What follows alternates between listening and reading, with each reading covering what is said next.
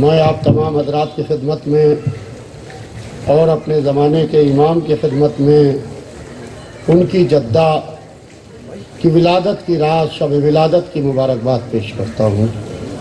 آپ حضرات ایک صلوات بھیج دیں محمد و آل محمد کو۔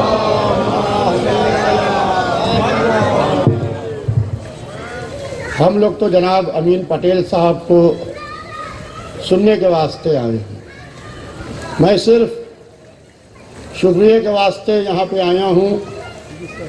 میں خانوادہ خطیب اکبر کی جانب سے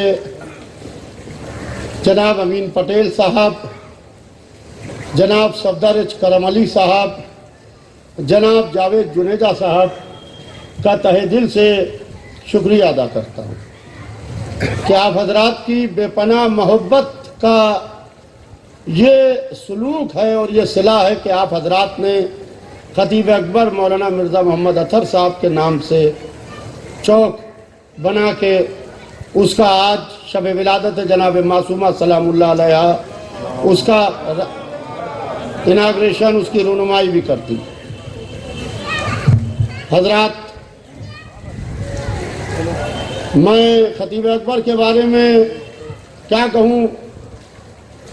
خطیب اکبر کا ایک شعر جب یہاں سے میسج آیا صفدر بھائی کے آفس سے کہ کچھ بتا دیجئے کہ کیا لکھا جائے، تو ہم نے کہا انہی کا شعر لکھوا دیجئے جو ان کی قبر پر بھی ہم لوگوں نے لکھوایا ہے کہ عمر بھر کی مداح خوانی کا ملے گا یہ صلہ، عمر بھر کی مداح خوانی کا ملے گا یہ صلہ، مجھ کو خود جنت میں شاہ کربلا لے جائیں گے۔ خطیب اکبر مولانا اطہر صاحب کے 4 واقعے میں آپ کو 1 منٹ میں سناتا ہوں۔ ایک دفعہ ان کا ہاتھ ٹوٹا ہوا تھا، ہاتھ میں فریکچر تھا اور ڈاکٹر نے پلاسٹر کھولنے کو منع کر دیا کہ آپ پلاسٹر نہیں کھول سکتے، آپ کے ہاتھ میں فریکچر ہے، محرم کا چاند چند روز میں نمودار ہونے والا ہے، 2 روز یا 3 روز باقی ہیں۔ مولانا اعجاز اطہر صاحب ہمارے بڑے بھائی کو لے کے بغیر بتائے ہوئے چلے گئے اور جا کے پلاسٹر کٹوا دیا۔ 6 ہفتے کا کم سے کم 6 ہفتے لگتے ہیں ہاتھ ہڈی کو جڑنے میں، ہاتھ کی۔ جا کے اپنے پلاسٹر کو کٹوا دیا اور اس ڈاکٹر کے پاس بیٹھے جس نے دیکھا تھا چند روز پہلے، 10-12 روز ہوئے۔ وہ کہتا ہے یہ تم نے کیا کیا؟ وہ چیخنے لگا، ظاہر بات ہے وہ ڈاکٹر تھا، یہ پیشنٹ تھا، یہ کیا کیا؟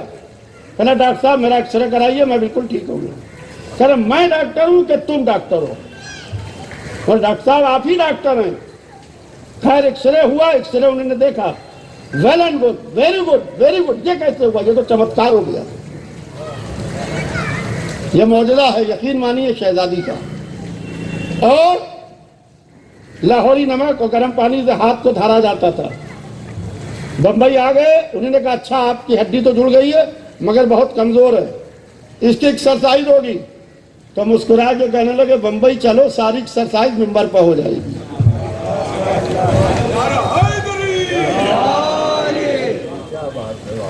دوسرا، ہمارے بھائی حاجی پارک صاحب یہاں کہیں بیٹھے ہوں گے، 2 سال بہت تیز بخار رہا ان کے، کانٹینیو 102 103 بخار تھا۔ اور کوثر زیدی صاحب یہاں آپ جانتے ہیں، کوثر بھائی ہمارے بیٹھے ہوئے ہیں، کوثر زیدی صاحب اناؤنس کرتے تھے وہ خطیب اکبر کی صحت کے لیے دعا کرا رہے ہیں، آپ حضرات ان کی صحت کے لیے دعا کیجئے، دعا کیجئے۔ مومنین جب ان کو ممبر پر دیکھتے تھے تو کہتے تھے کوثر زیدی جھوٹ بول رہے ہیں، کہ جو آدمی ممبر پہ اس طریقے سے مجلس پڑھ رہا ہے یہ بیمار ہو ہی نہیں سکتا۔ دن بھر جس لوگ ہاسپٹل میں ایڈمٹ رہتے تھے، جس لوگ پرنس علی خان ہاسپٹل میں دن بھر ایڈمٹ رہتے تھے، اور برج کینڈی میں بھی میں گیا ہوں کئی دفعہ، وہاں دن بھر ایڈمٹ رہتے تھے، رات کو آ کے یہاں مجلس پہنچتے تھے۔ 2 سال تک کے کبھی کسی سے بیماری کا ممبر میں بیٹھ کے یہ نہیں کہتے تھے میں بہت بیمار ہوں، کہتے تھے جتنی دیر میں ممبر پر بیٹھ کے اپنا دکھڑا سناؤں گا اتنی دیر حق کے اہل بیت کٹے گا۔ اتنی دیر اہل بیت کا حق کٹے گا. لہذا انہوں نے یہ تعلیم دی کہ کبھی ممبر کے اوپر ذاتیات کی بات چیت نہیں ہونا چاہیے. ممبر پر صرف اللہ رسول اور آل رسول کی بات ہونا چاہیے اور ممبر پر کسی کی بات نہیں ہونا چاہیے.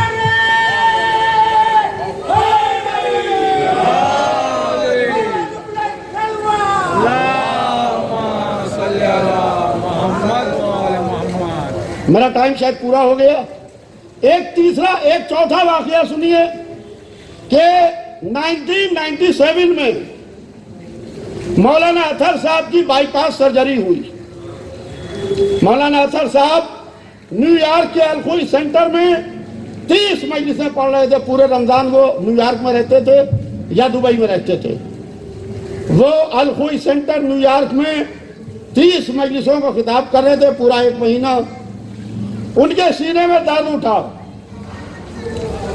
تو جب درد اٹھا تو انہوں نے اپنے دوست ڈاکٹر شوکت جعفری صاحب اور ڈاکٹر مسعود مرزا صاحب سے کہا کہ میرے سینے میں کچھ تکلیف ہے.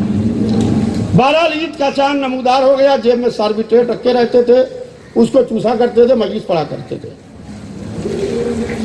تو عید کے دوسرے دن ڈاکٹر شوکت جعفری صاحب غالباً director of health New York تھے, شاید یونو کے بھی تھے اور D G health New York بھی رہے ہیں, تو یونو میں بھی تھے. اور ڈاکٹر شوکت جعفری صاحب نے ایمبولینس بھیجی اور ان کا آپریشن ہوا نیو یارک میں نارتھ شور یونیورسٹی ہاسپٹلس. سب سے بڑا نیو یارک کا ہاسپٹل ہے نارتھ شور اوپن یونیورسٹی ہاسپٹل میں. ان کی بائی پاس سرجری ہوئی. 1997 میں بائی پاس ایک مسئلہ تھا, آج ایک مسئلہ نہیں, آج بائی پاس ہے, کوئی بات نہیں, ٹھیک ہو جائے گا, زندہ ہو جائے گا. اس وقت بائی پاس ہونا ایک مسئلہ تھا.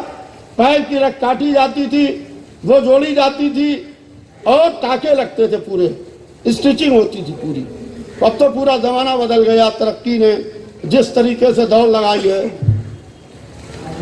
بائی پاس سرجری ہوئی, گھر میں کسی کو نہیں معلوم, کسی اولاد کو نہیں معلوم, ان کے سگے بھائی مولانا اشفاق صاحب کو نہیں معلوم. مولانا محمد حسین صاحب جو سکندر حسین صاحب کے بیٹے تھے ان کو صرف معلوم تھا اور کچھ لوگوں کو معلوم تھا, لکھنؤ میں کسی کو نہیں معلوم تھا. بالکل جس وقت آپریشن ہو گیا تو اس وقت انہوں نے اعجاز بھائی کو بتایا, تو اعجاز بھائی کے ذریعے سے اطلاع آئی کہ آپریشن ہو چکا ہے مگر ابھی ہوش نہیں آیا ہے, آپ لوگ دعا کیجئے. یہ انہوں نے فون کیا. اللہ کا لاکھ لاکھ شکر ہے 1997 میں صحت ملی, اور جب صحت ملی تو ڈاکٹر شوکت مسعود مرزا صاحب کے گھر پر ان کا قیام تھا. میاں و بیوی دونوں ڈاکٹر ہیں. اب بائی پاس سرجری کے 18ویں دن انہوں نے مجلس پڑھی.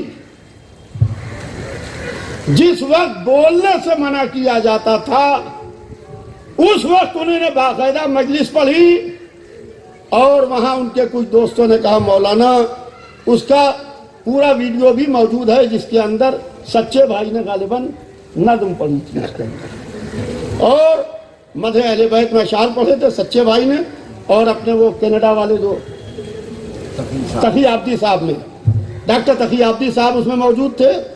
اور اس کے اندر انہوں نے باقاعدہ مجلس پڑھی, اور مجلس پڑھ کے خیر ڈاکٹروں نے بہت سختی کی کہ مولانا ابھی آپ تقریر نہیں کر سکتے ہیں, اور یہ زمانہ ہے عید کا, 2 مہینے کے بعد محرم آ رہا ہے, خالی اور بقرعید.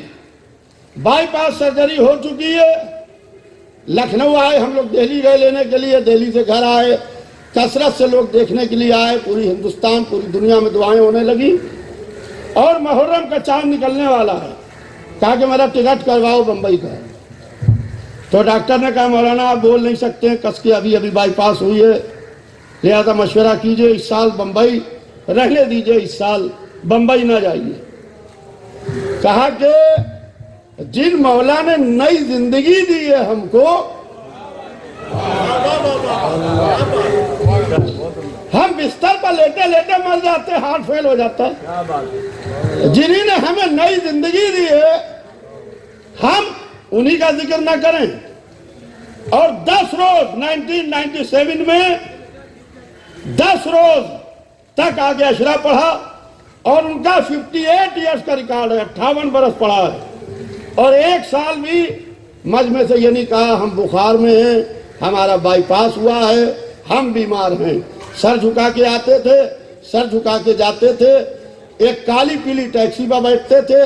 تو ہم جب بمبئی آنے لگے ان کے ساتھ میں تو ہم نے کہا کہ پاپا آپ کی ایک آواز پر اچھی سے اچھی گاڑیاں یہاں کھڑی ہو سکتی ہیں، ہم کھڑی کر سکتے ہیں، کسی سے کہہ دیں، مہندی بھائی سے کہہ دیں، کسی سے کہہ دیں، اچھی سے اچھی گاڑیاں آ کے یہاں کو کھڑی ہو جائیں گی، آپ اس سے جایا کیجئے مجلس پڑھنے کے لیے، یہ ٹیکسی آتی ہے، آپ کالی پیلی ٹیکسی پہ بیٹھ کے۔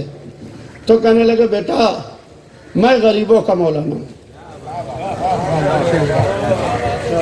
مجھ سے غریب لوگ کنیکٹ ہیں، مجھ سے وہ مومنین ہیں جو غرباء مومنین ہیں، وہ جڑے میں یہیں اوپر رہتے تھے، سامنے کھڑا زینہ ہے، آج جوان کو چلنے میں زحمت ہوگی، اوپر ہمیشہ یہیں رہے اور کالی پیلی ٹیکسی سے چلے تاکہ عزاداروں کو زحمت نہ ہونے پائے، اور انہیں نے اپنے کو وی وی آئی پی نہیں بنایا، ایک عزادار کی طرح رہے، عزاداروں کے بیچ میں رہے۔ تو آل محمد کسی کا احسان نہیں رکھتے ہیں تو بی بی اس طریقے سے ان کو دے رہی ہیں کہ جیسا واقعی میں ہم لوگوں نے سوچا بھی نہیں تھا۔ میں اپنی جانب سے، اپنے پورے خانوادے کی جانب سے ایک دفعہ پھر شکریہ ادا کرتا ہوں جناب امین پٹیل صاحب کا، جناب صفدر ایچ کرم علی صاحب کا، جناب جاوید جنیجا صاحب کا، کہ جنہوں نے اپنی جس مشقت محنت سے خطیب اکبر چوک کو یہاں کے اوپر بنوایا ہے، آج اس کا یہاں کے اوپر باقاعدہ رونمائی ہوئی اس کے لیے میں آپ کا تہہ دل سے شکریہ ادا کرتا ہوں۔ امین پٹیل بھائی نے بھی بہت اچھی بات کہی، جناب امین پٹیل صاحب نے، جب ہم لوگ واک کرتے ہوئے آ رہے تھے کہنے لگے آج تو ہم نے خالی اس کا اناگریشن رونمائی کی ہے، کہنے مولانا ابھی آپ دیکھیے گا جب ہم اس کو زبردست طریقے سے نکھار کے لائیں گے تب لوگوں کو پتا چلے گا کہ خطیب اکبر چوک کیا ہوتا ہے۔